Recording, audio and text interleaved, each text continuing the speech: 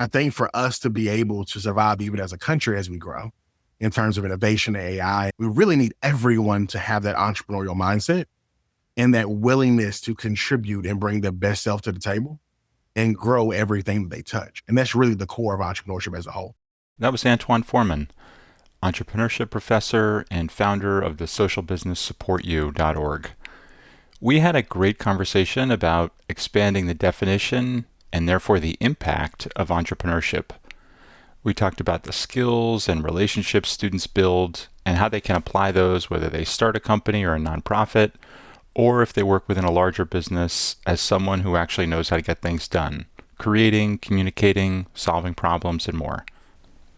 After you listen to this episode, if you want to hear more from Antwon, he's also in episode 116, which is a panel discussion I facilitated at eLive, and he made some amazing points about workforce development, connecting students to jobs with the right skills in the right place at the right time in the right way. Let's dive into this one.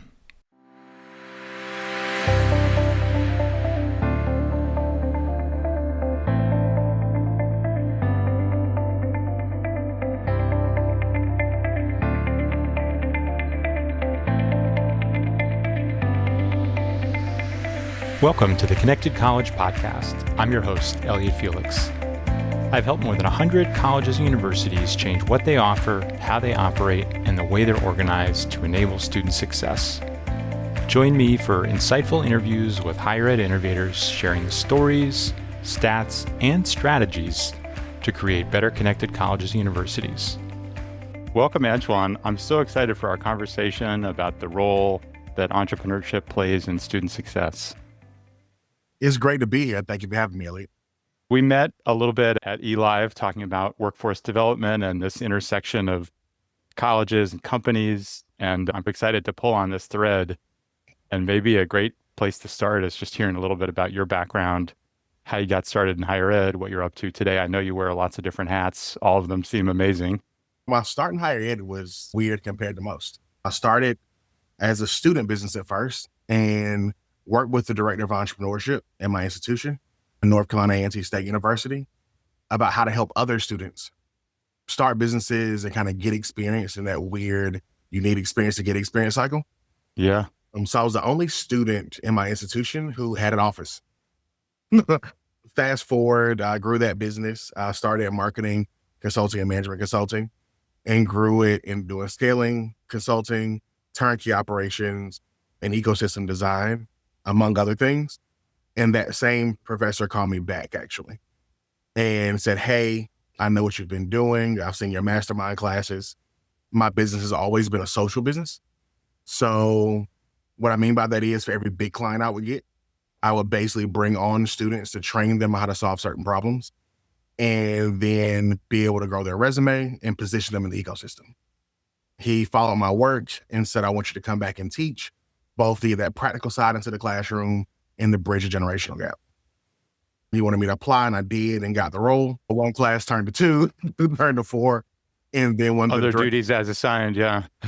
Slowly grew.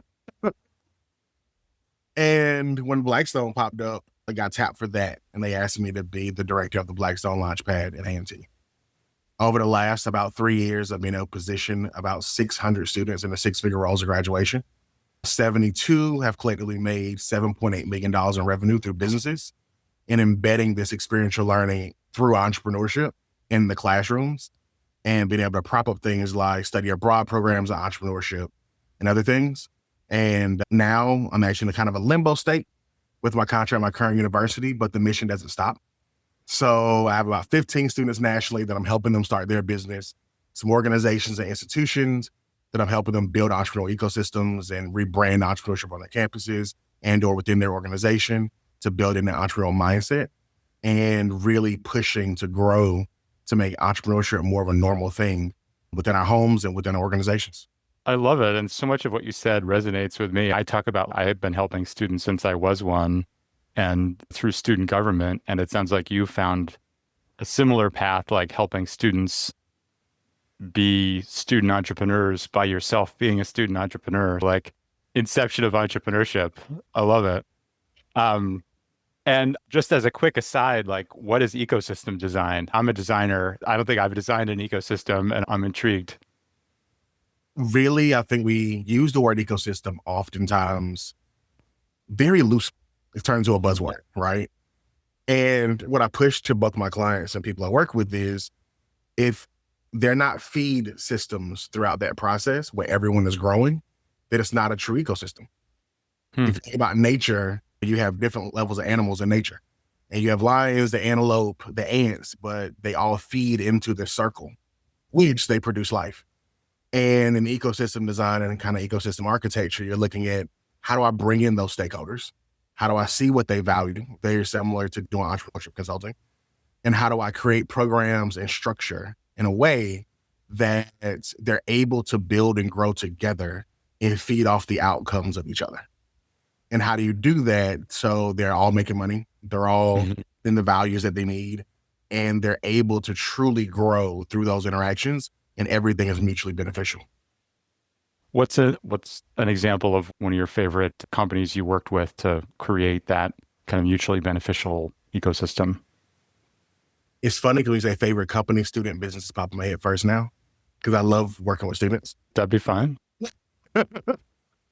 Even on the student side, working with students and actually building it so they're feeding off each other, even within the launchpad, is honestly been one of the funnest ecosystems I've been able to build.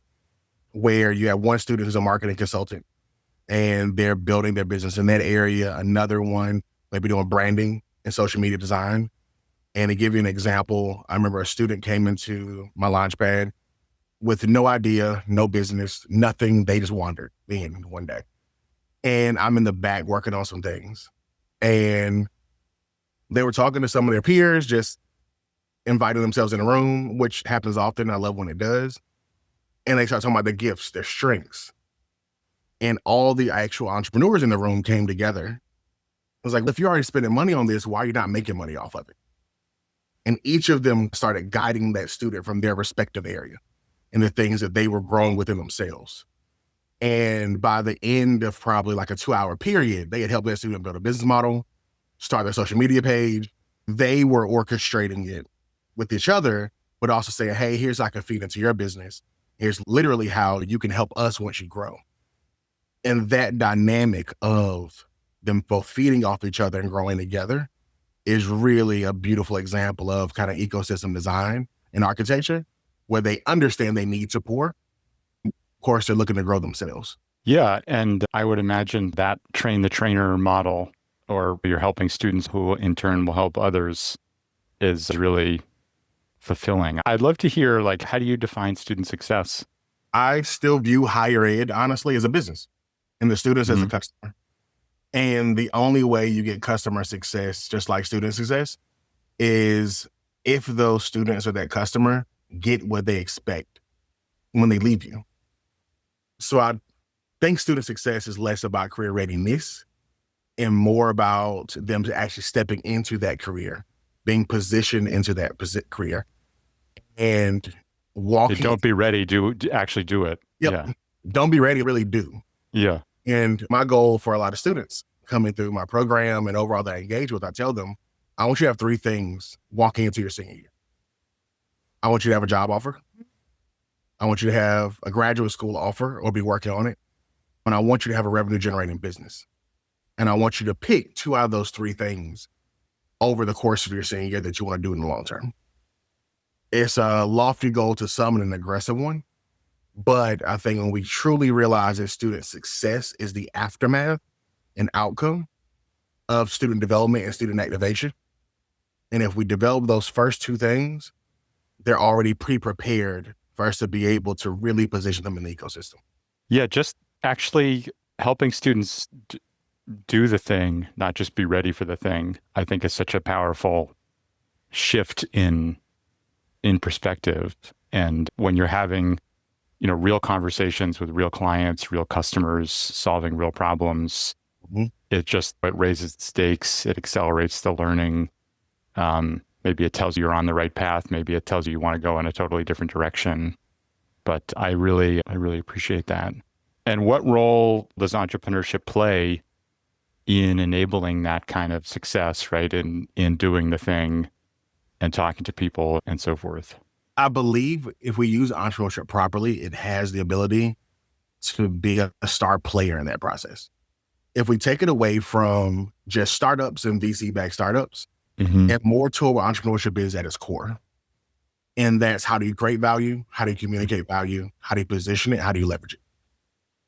If I can teach students those four things, really doesn't matter if they go corporate or start a business. They're able to scale and actually contribute to the ecosystems that they're in. And by getting students into entrepreneurial projects, ecosystem projects, in terms of economic development, governmental projects, and things of that nature, we can get a vast array of students from different disciplines to really be able to engage and grow and build their resume before they graduate, especially when we embed those things into the classroom. For example, with my program currently, we've been able to gauge 42 different majors on campus. And to be able to do that and be able to talk with liberal arts majors and theater majors about the value of their degree and how to pull it out to contribute in a bigger array to different problems that are currently happening, whether it be social impact issues, commercialization of things for organizations like the Department of Energy. We do a lot of government projects like the DoD, but for them to be able to really see how their major is used in the real world and build themselves is something that I think entrepreneurship can uniquely do compared to a lot of other methods and methods of experiential learning. It's a great point because once you broaden the frame beyond entrepreneurship equals startup, you understand the broader applicability. It reminds me of the Dan Pink book, To Sell is Human, where he talks about there's this narrow definition of sales, like used car salesman, whatever it might be. But his argument is everyone is involved in what he calls non-sales selling. We're all trying to convince people of an idea. We're trying to get people behind it, whatever it might be. So it's the communication, it's the positioning, it's the value. So I really like that broader definition. And what are some of the things students go on to do in addition to having that revenue generating business going into their senior year? What are some of the other ways they apply it as entrepreneurs or in other roles or other ways? It's been a wide array, and that's been the most exciting thing about what I've done over the last few years. I've had a student who skipped her MBA and went straight into PhD in entrepreneurship because she had that much on her resume over the course of her actually 3 years. She graduated with 2 degrees in 3 years and had 2 businesses that were revenue generating.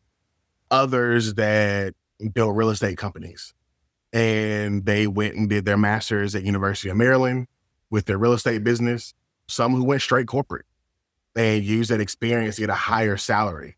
Really using entrepreneurship and experiential learning is how I've been able to get so many of those students a higher salary at graduation because they have a year or 2 of experience, of a full year-round experience on their resume, and not just summer internship experience. Because a lot of our projects literally start in August, and we do different projects all the way throughout the year. So they worked with companies like Thermo Fisher, internships and positions with corporations like BMS, even with government agencies, creating pipelines into careers within government agencies they had no idea existed. We've done a lot of projects with the Defense Innovation Unit and DoD that have allowed them to open up careers in project management, allow them to really grow themselves, even in things like procurement and buying. And many of them have walked into other more leadership roles straight out of undergrad, the ones who really started their freshman year and worked their way up where they're lower level managers coming out of undergrad. And to get people to this wide variety of really amazing outcomes, is there a common toolkit or process, or what are the tools and methods you're using to teach these things and equip students to work on these kinds of projects? I do have a personal kind of framework and development system that I've done even before teaching at A&T, when I said that my business has always been a social business, and really to be able to engage students and activate students in mass. So currently, even though I'm So it's like the support you method, or basically. yeah, And it's how do you, yeah. and it's how do you really frame it? When you're trying to make sure, and I always tell students, I can't choose when you're ready. So I can't choose when you're ready to go on a project.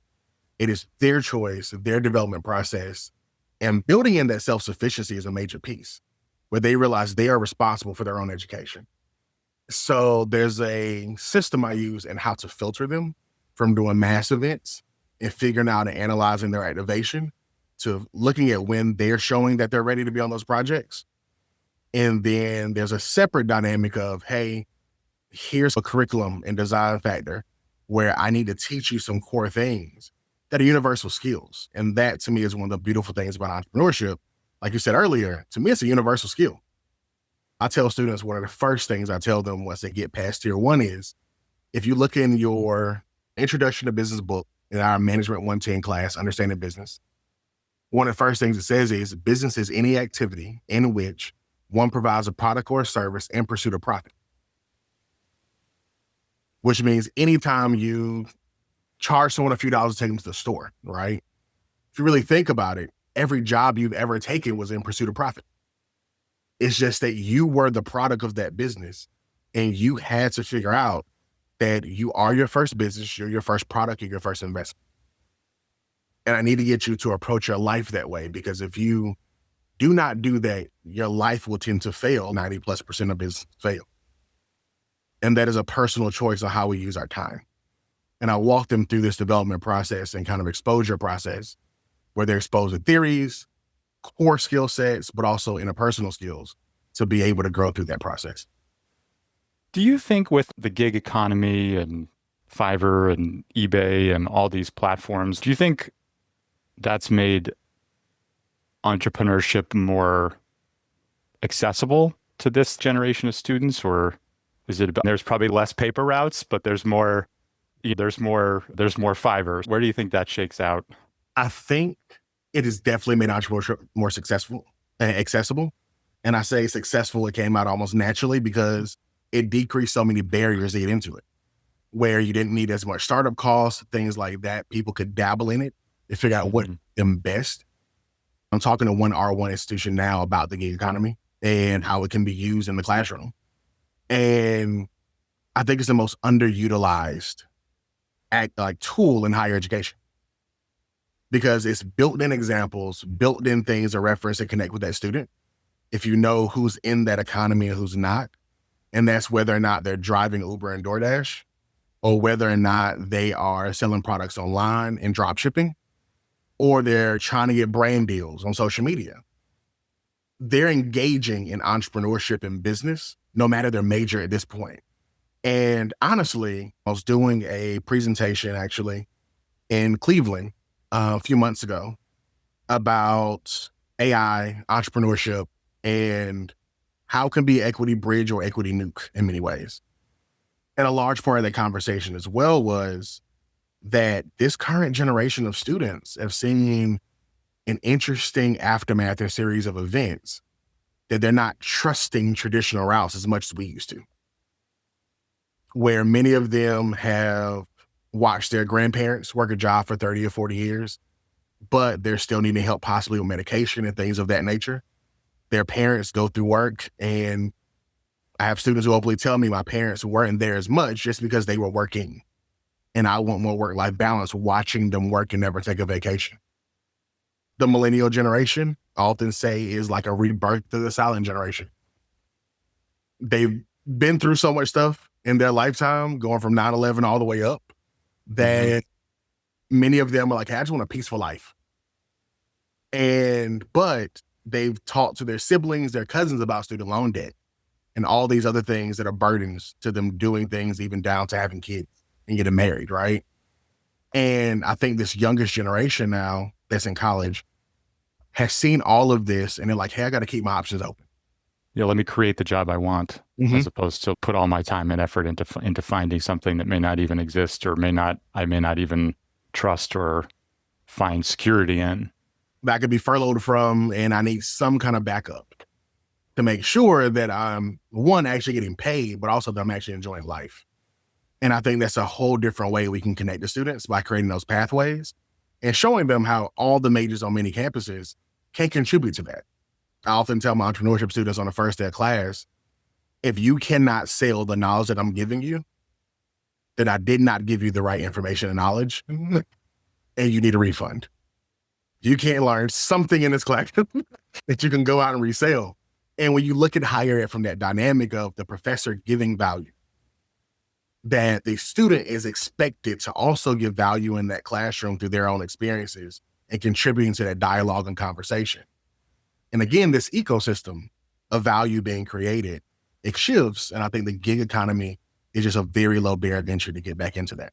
It's interesting. It's a curious mix of perhaps less trust and security, but at the same time, lower barriers and more access. And hopefully they cancel each other out so that there's prosperity and students can thrive into the future. And I would love to get your take on the future as we wrap up here. What's changing about the role that entrepreneurship might play in student success, and how can institutions and their corporate partners adapt? I think one of the roles is, or what's changing about it, is being more accessible. Originally, a core portion of entrepreneurship was, how do I have the idea, come up with that genius thing to fill that gap? And then how do I align myself with the resources and network and really consolidate resources I don't have access to be able to grow this business? And with things like the gig economy, just how the world is changing with AI, it's a prime example. You don't need as many resources. It's really about those personal skills, communication skills, that grit, the perseverance, and willingness to learn and be a lifelong learner. And that is changing everything that we're seeing right now. And even when I talk to a lot of corporate partners and corporations in general, I realize it's interesting because they describe entrepreneurial students and students with entrepreneurial mindsets. Sometimes without even saying the word, almost like they want it, but I don't really want to say that word right now. But we want self-starters. We want go-getters, right? We want people who are driven. We want people who are comfortable with ambiguity. We want highly adaptive students. Sounds like an entrepreneur, yeah. And I think in that, though, I think in this new age, especially with AI and technology, we have to become comfortable saying the word and knowing that is what we're describing and that's what we want. And that everyone with the entrepreneurial mindset, sometimes they don't want to work for themselves. Sometimes they want the security of an organization and want to build things as an entrepreneur within the organization. And one major thing I talk about with corporate partners or with now when it comes to hiring is, do you want the employee that is going to do their job, not figure out what's wrong, never raise a problem, not see a gap, and just consistently do the same thing, whether it's efficient or not? Or do you want the employee who's every day thinking about their job, how to bring the most value, how to be the best, treating that job like it's their own business, but also willing to say, hey, I realize there's an issue here. I realize that there's some way we can do this better. And that has not only the courage to bring that up, but they know how to systemically bring up those things in proposal format and execute on those things and bring people together to be able to solve those problems. And I think for us to be able to survive even as a country as we grow in terms of innovation and AI, we really need everyone to have that entrepreneurial mindset and that willingness to contribute and bring their best self to the table and grow everything that they touch. And that's really the core of entrepreneurship as a whole. That's so inspiring, and I think a great place to end today's conversation. And really appreciate all the amazing work you're doing, both in higher ed and through Support U, and wishing you all the best on your many entrepreneurial endeavors into the future. I appreciate it and appreciate being here and just sharing all things entrepreneurship can do. If you ever need me back, just let me know. And I'm more than willing to expand on things. Awesome. And if people want to hear more, you're actually in a recent podcast episode where we had our conversation at eLive. That's episode 116. So people can get more more Antwon there, as well as a bunch of other great folks on the panel. So thanks so much. No problem. And if they want to reach out too, they can easily reach me at support-u.org. There you go. Thank you, sir. Thank you. Thanks for listening to the Connected College podcast. Go to elliottfelix.com for more information about my book, The Connected College, articles I've written, and talks I've given. There's also tools you can download, information on upcoming events, and information on booking me to speak at your institution or organization. Please support the podcast by rating it and reviewing it wherever you're listening. Let's create connected colleges where all students succeed.